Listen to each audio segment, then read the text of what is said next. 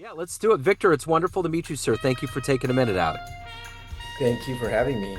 You bet. So, I want to get, before we get into your life as a marathon transformational coach, I want to know how did surviving the pandemic affect the way that you do business? Now, how many ripples were created that you still feel to this day? With the pandemic and training, Yeah, just the way that going through that time period, how it rearranged and changed things. Have you still felt lasting impacts from going through that time? yes, definitely. I think the most impactful thing was people getting together in groups. What became less and less, and it's barely starting to pick up more to where we're starting to get together in running groups and things like that. But a lot of people, for the longest time, because we couldn't get together during the pandemic, and even right at the beginning when they started, they still had some marathons going on. They tried to do them in a way that would put distance between athletes getting together and all these things um, kind of weird. And and then all of a sudden, no more marathons. A lot of people who even qualified for big events like the Boston Marathon were very disappointed and some of them very angry that they cancel those events because it takes athletes so long. It took me 6 years and 17 marathons to qualify for the Boston Marathon. Wow. I ran in Boston in 2012, but I can imagine somebody who worked that hard and all of a sudden they have this event coming up and it gets canceled. Yeah.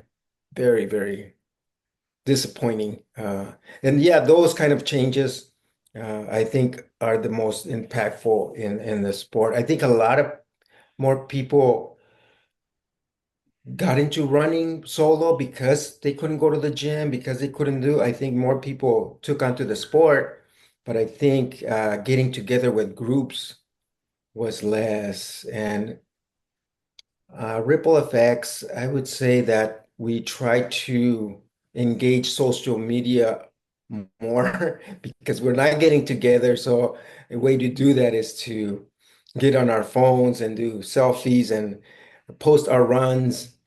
Um, I use an app called Strava. I don't know if you ever heard of Strava. Yeah.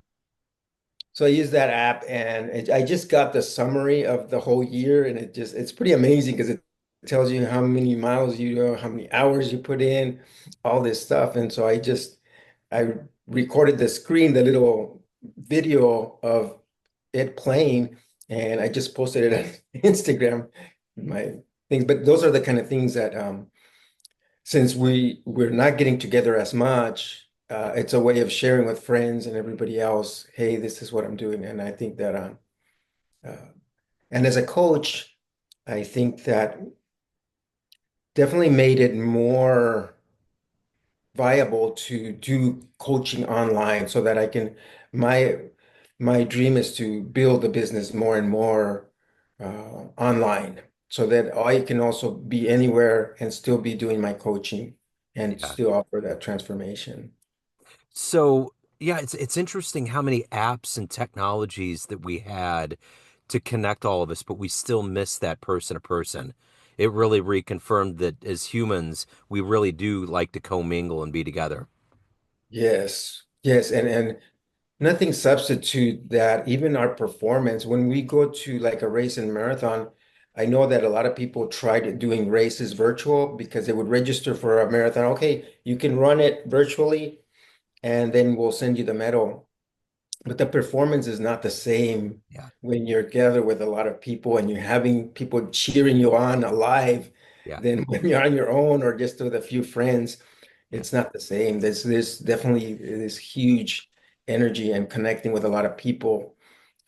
I think that people miss that. Even for other, I've done a lot of courses online. Mm, It just doesn't substitute being together live Yeah. events or seminars or things like that, that the energy is definitely a lot more. Yeah, it certainly is. So let's get to the heart and soul of what you do as a founder and a coach. I'm going to put you in front of a bunch of third graders at career day. One of the kids in the back of the room is curious and is like, "Hey, what do you do for a living?" How do you answer him? I offer training for people who want to do marathons, people who want to get healthier, and offer transformation. They want to make changes. I train mostly adults who have neglected their physical and all of a sudden are wanting to engage in more physical activities such as running. So one of the best ways they can do that is to register for a marathon and a training program to run the marathon. And the reason I focus on transformation is because since you're already committing to such a big event, it's already going to require you to make those changes. Might as well do it holistically to where you commit to making those changes, not just for the day of the event, but for the rest of your life. So talk to me a little bit about what you wanted to be in the third grade. What was your dream? When I was a third grader, Yeah. I think I wanted to be a cowboy. Okay. That was Okay. yes. Um, we loved watching cowboy movies, Yeah. and my our parents took us to Mexico when we were 6 years old, in a small little village near Guadalajara, where you're raised on a farm, and we're actually, wow, there's actually real cowboys here. There are people on horses and lassoing, and they would put us on saddles, and like that's both. I'm a twin, so both my twin and I, that was our dream. We wanted to be cowboys. Right on. So how did running become your passion? How did all this kind of take root and become what your vocation, so to speak? I've been trying to kind of refine that because it seems all of a sudden that my sister invited me to train for a marathon, and I thought, okay, if she can do it, I can do it. I'll train for it. But Yeah. running wasn't my passion. But once I started training for that first marathon, I fell in love with running, and that's what got me started. But now, in retrospect, thinking way back, even as I wanted to be a cowboy, and I loved music, and I love dancing. That's what I remember when in the fiestas, and mostly in Mexico, because there were always fiestas and music, and I was the first one to get in dancing, and I would invite all the older women to dance with me, and then all of my peers would laugh, but I loved dancing, and I love physicality. Yeah. So I was always very physical. The work we did in Mexico since we were like 6 years old, sowing the corn and all that stuff was very physical. Then when my dad was a boxing fan, and that was the next thing I wanted to be. I wanted to be a boxer. Mm. I wanted to make my dad proud. And I did that for a while, only amateur boxing, but also I loved more the workout than the actual boxing with another athlete. It was the workouts. I loved those workouts of boxing. And then I got a little bit into weightlifting, but when my sister invited me to the train for the marathon, that's when I experienced the running high, the runner's high. Yeah. And I think that's what did it. Like, wow, I feel such euphoric feeling when I'm out running. Yeah. And there's a time when you feel, oh, I could do this forever. Yeah. I could definitely do it forever. And then having little goals and tying them to my running kind of became a habit. I wanted to qualify for the Boston Marathon. So there was like, okay, next year I'll qualify, next year. Then that's how it became to 6 years of training for the Boston Marathon. And by then I was hooked. I was addicted to running. And then I just noticed also that creativity. I love the way I would solve certain problems or just reframing certain things because I was also listening to like Tony Robbins and a few other spiritual leaders, and I would take those teachings and kind of practice them in my running. My hour of power. gratitude practices, things like that. And I think those stimulated those happy chemicals even more. Yeah. So I'm curious, what was it like to do your first marathon? I mean, I was a runner in high school. I did cross country and I did some races after high school, but they were never of that magnitude. What was that like? Were you hooked after you did it the first time? Yes. Although you go through like different emotions, Yeah. because it's like there's times when you're in such pain that you're like, I'll never do this again. And then right after you cross the line, I'm ready to do this again. I always hear those. I forgot where I heard this of some of the people who have experienced with drugs where they say like it was a horrible experience and I can't wait to do it again. And I'm Yeah. like, it was kind of the same. Like I was miserable, I was in a lot of pain, but I want to do this again. And it's hard to explain why. Yeah, no, I get it though. I get that feeling, that euphoria you get when you're a runner. There was a guy that I in high school that ran a marathon, and he was just like a runner like us. There was nothing special about the distance he did, but he decided that he wanted to do it. And I think the next morning he went to the bathroom and he couldn't stand up off the toilet. He was literally, and we just thought that was a riot. But I mean, that's it. I mean, your body is so depleted. Little things, I would imagine, have to come and regenerate. Yes, yeah. And I remember we had stairs in our house that we had to go up and down, and it was hard to go up those stairs with Yeah, like, especially coming down. It was like little baby steps coming yeah. down and limping and just like people were like, and why do you do this? Why do you do this to yourself? So, how long did it take for you to recover after that first one? Uh, Probably almost a month to Wow. fully. And I think more because that's what they told us too. They told us when we were training that it would take us a day per mile. So it's 26 miles, 26 days. And I think that kind of ingrained. I was like, oh yeah, then it was like, I feel recovered. Yeah, But you go out and try to run and then you realize, wow, I'm not recovered yet because you feel good, yeah, but pretty soon that soreness comes back. And it's like you then you realize, okay. So yeah, I came to the conclusion that they were pretty accurate on the 26 days to recover for 26 miles. wow, But that's incredible. also with the first one, that's with your first marathon. I think once you get more experience, you recover quicker, Yeah, and also depends on how well you trained and how much you pushed yourself. Because yeah, there are things where I pushed myself where it's going to take a long time to recover because I may have pushed myself harder than I trained for. yeah. I did that in high school. I was trying to get on varsity, and I pushed myself so hard during a race. There's that come down period after. I mean, this was like 3.5 miles, and it would never go away. And it was weird. And went to the doctor, and I developed minor mono. And I was absolutely told not to run my final race as a senior, but I did it still.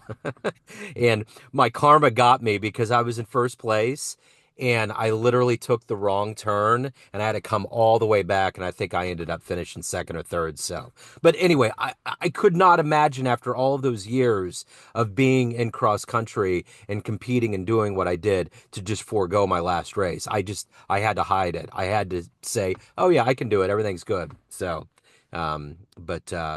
So I'm curious, who's been that hero for you, that inspiration? Maybe that would pop into your head when you say it's too much when you're running, or just in general with training and being who you are. Who's that inspiration? Gosh, I think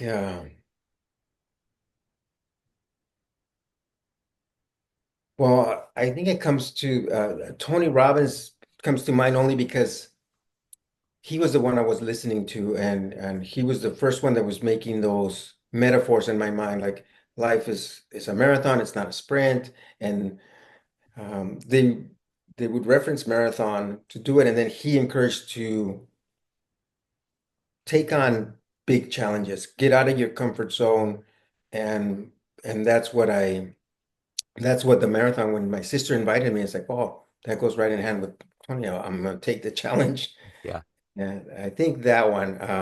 But then from there, I just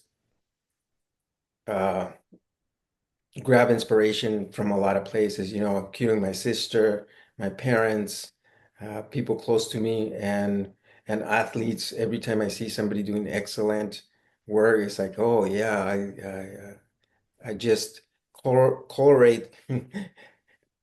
Yeah, I find that inspiration, the correlations with running to whatever it is that I love to witness uh, high performance. Yeah. I remember even going to like Vegas shows Yeah. where you see somebody do some awesome performance and Yeah. like, wow, that's how I want to do my running. Yeah. Uh-huh. So what's the best running advice you've ever gotten? To take it slow, to not, yeah, because.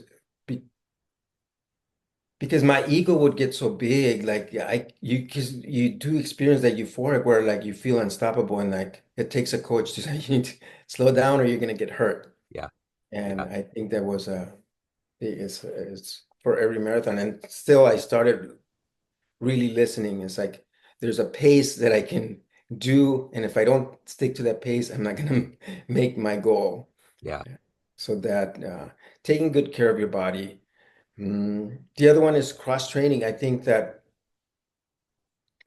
you can only go so far if you just run, run, run. Your body does take a beating. You have to do other exercises to complement your running. Yeah. I Yeah. I do triathlons too. Okay. And it was when I started doing triathlons that I actually improved my running. Okay. Yeah. So what is it that motivates you to continue to do this? To put yourself through the endurance, to put yourself through the training and to be who you are and to also coach and help others get to that point. What's that collective energy for you every day? I think pursuing excellence, high performance, excellence. So if my body feels excellent, everything else comes a little bit easier. Mm.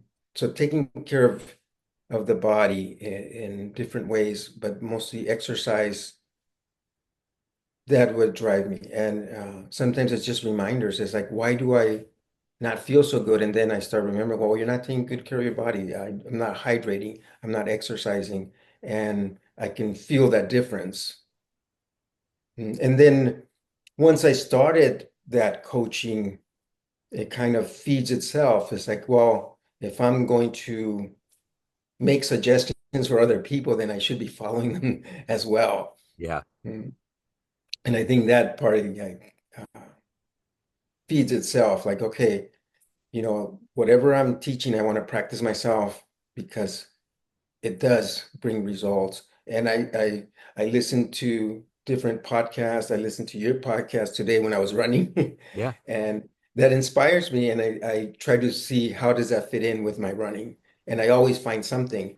Other ones are like doctors who talk about cardiovascular systems or enlarging the heart and being more cognitive with exercise.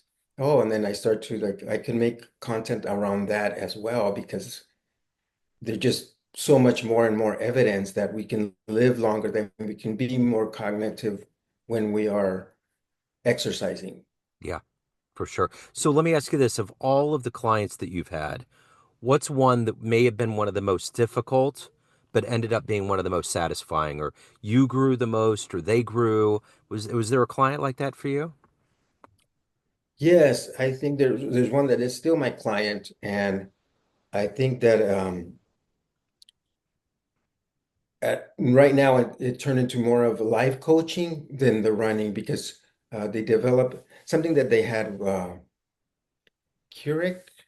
I believe it's the something malformation of the brains where they had to do the surgery and reposition it. Yeah. So we started just talking about life and how to cope with all these changes and everything else. So I think that's the most rewarding in a way of being of help, where it ended up doing other things other than running. Yeah.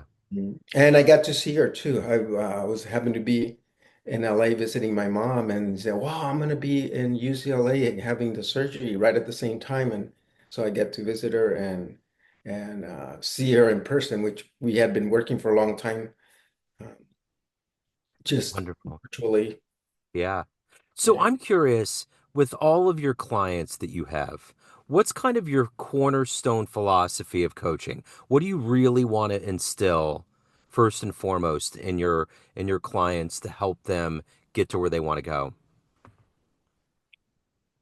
Consistency, Yeah. consistency. Yeah. So, and, and a holistic approach to that consistency. If you do something consistently, you're going to see improvements. And it's not always linear because running is not always, you're going to see ups and downs, but it's kind of like the stock market, it goes in little waves, but it goes up. So I think, yeah, being consistent and adding little things, that 1% a day really does bring high returns on investment, compounded improvements.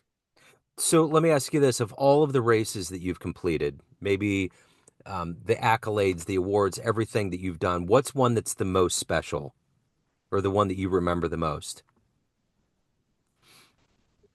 Well, those are different.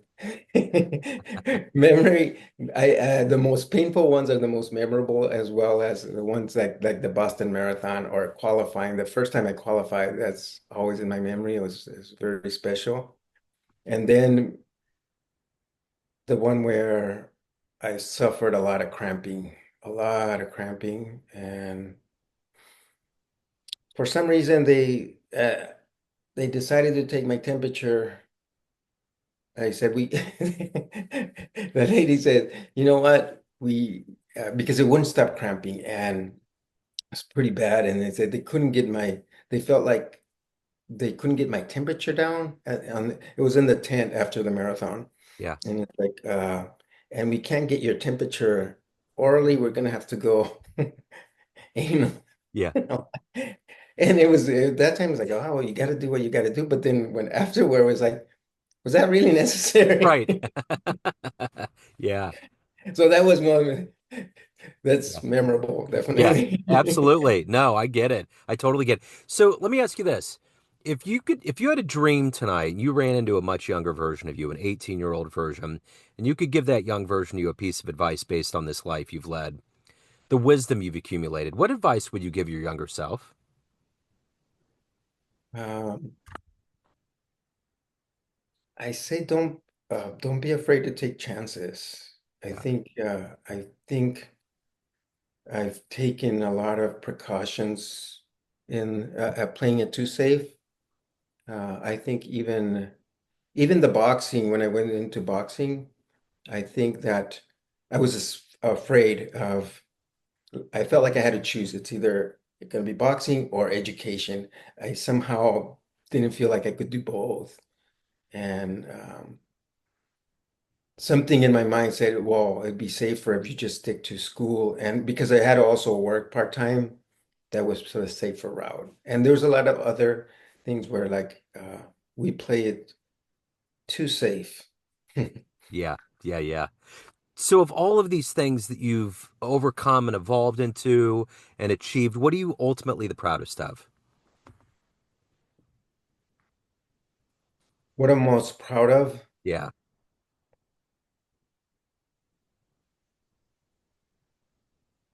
probably that pivotal point where I started running and making improvements.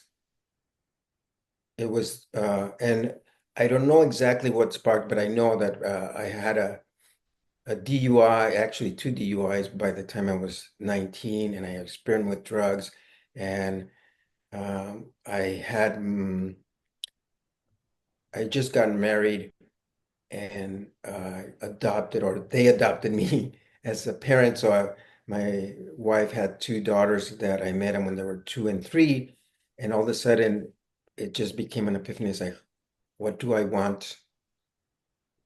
How are they going to think of me? I think I thought about it a lot and I don't know if it was because I heard somebody talk about their parents, where I would listen and say they would talk, some of them would talk bad about their stepdad or their dad that was thing, and others were like, oh, they were, my parent was awesome. And then I started thinking, oh, 20 years from now, how are they going to talk about me Yeah. 20 years from now, 30 years from now? And that's when I really decided to make as many improvements as I can to be a role model and to be proud of who I am. Yeah.